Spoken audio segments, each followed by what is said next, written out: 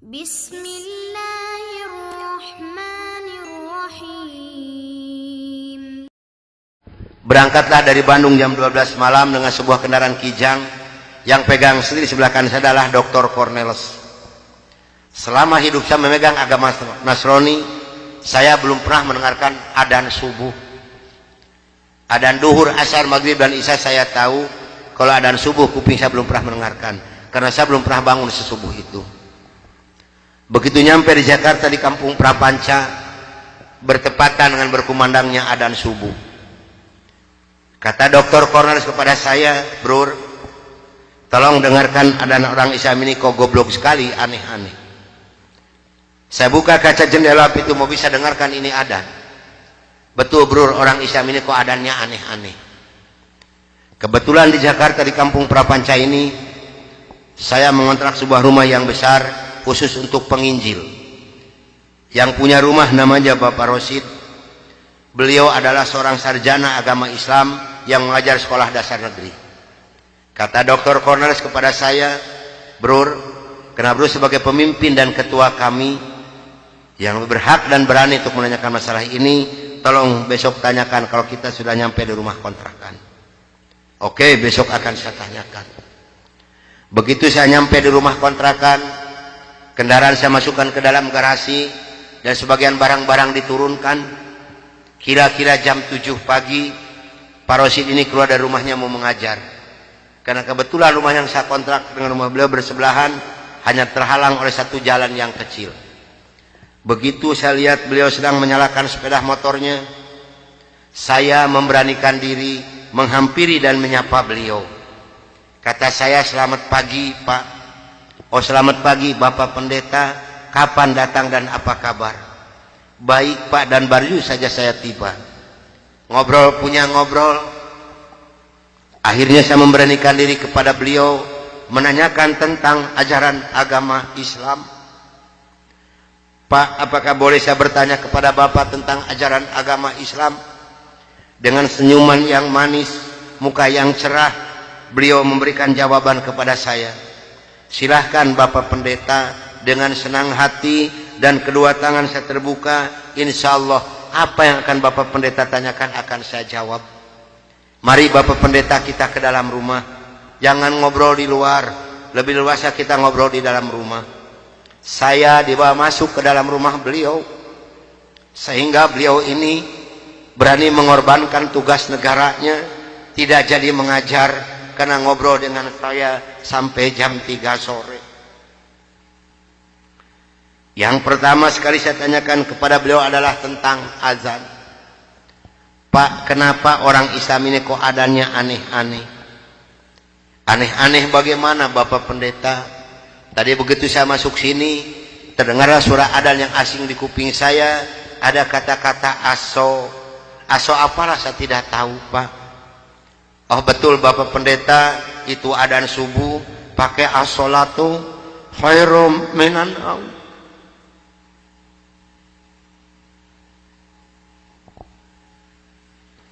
Apa artinya Pak? Beliau memberikan jawaban kepada saya, lebih baik sholat daripada. Bukan semakin tertarik kepada Islam, tidak, tapi saya semakin membenci. Kenapa? Karena iri di dalam hati saya.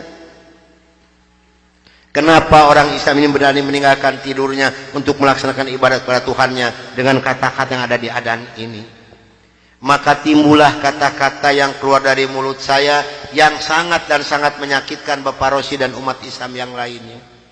Kata saya, kalau begini orang Islam ini lebih goblok lagi. Kapan molornya kalau sholat melulu? Dulu sebelum saya mengenal kepada Islam, banyak sekali yang beliau terangkan kepada saya tentang ajaran agama Islam. Dan akhirnya beliau memberikan satu Al-Quran dengan terjemah produksi Departemen Agama. Kata beliau kepada saya, "Ini untuk Bapak Pendeta kalau memerlukan, tapi kalau tidak tolong kembalikan kepada saya."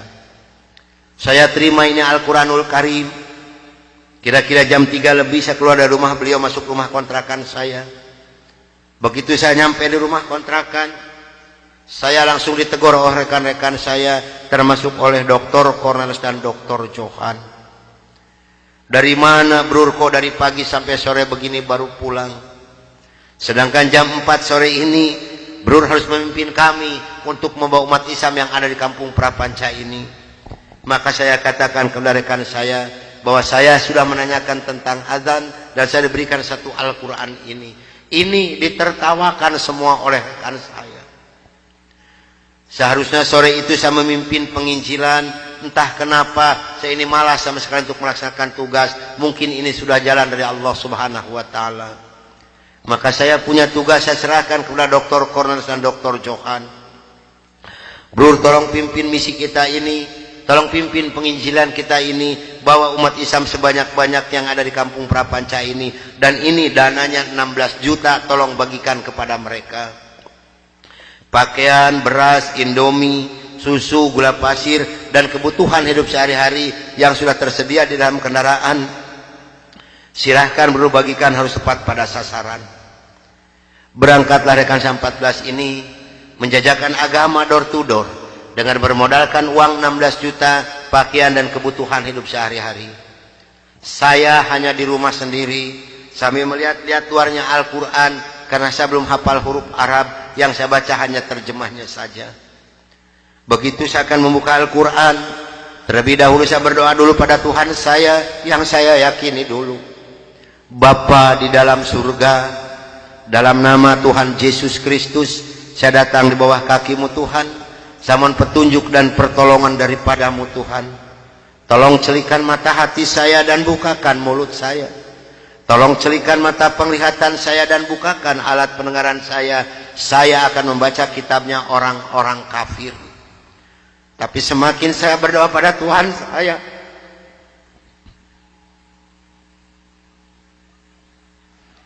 semakin terbukalah dalam Al-Quran ini. Ini suatu keanehan yang nyata di dalam kehidupan saya.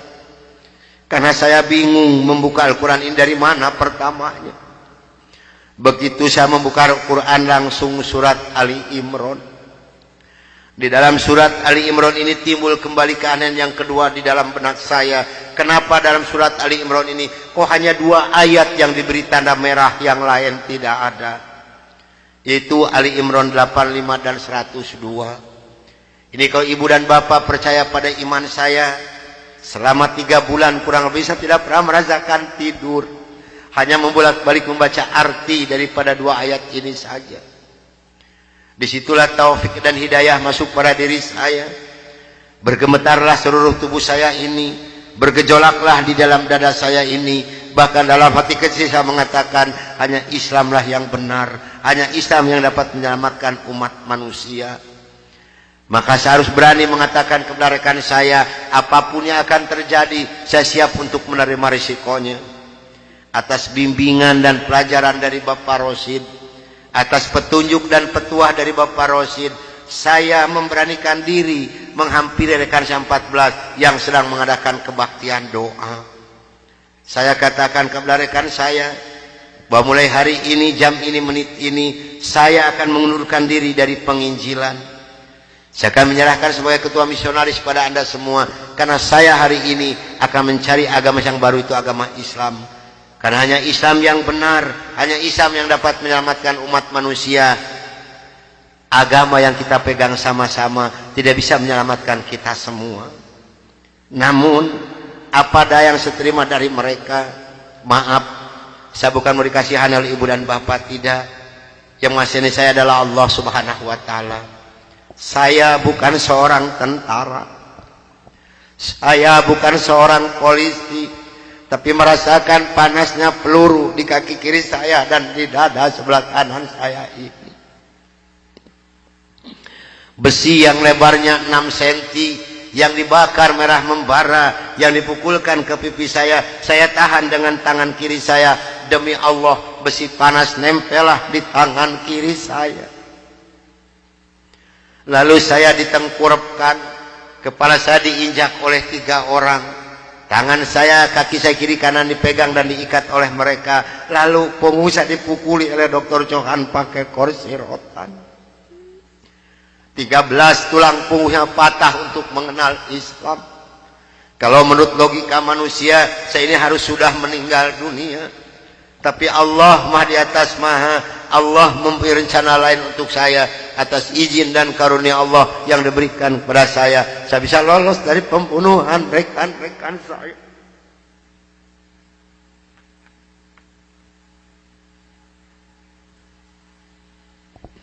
Sambil merasakan panasnya di kaki kiri saya dan di dada sebelah kanan saya. Pedihnya di tangan saya. Ngilunya di punggung saya. Saya loncat keluar dari rumah sambil berteriak mengucapkan La ilaha illallah Muhammadur Rasulullah. Padahal ini asing di mulut saya. Belum pernah ada seorang pun yang mengajarkan kalimat thayyibah di dalam mulut saya ini. Belum pernah sekalipun saya belajar kalimat thayyibah di dalam mulut saya ini. Ini maunah yang pertama Allah berikan melalui mulut saya. Dan alhamdulillah saya mendapatkan pertolongan di seorang cim-cim yang beragama Buddha. Saya dibawa masuk ke dalam rumah beliau. Lalu baju saya digunting kayak jadi satu dengan kulit. Lalu yang bekas luka besi panas dari dikocrotin pakai kecap oleh beliau.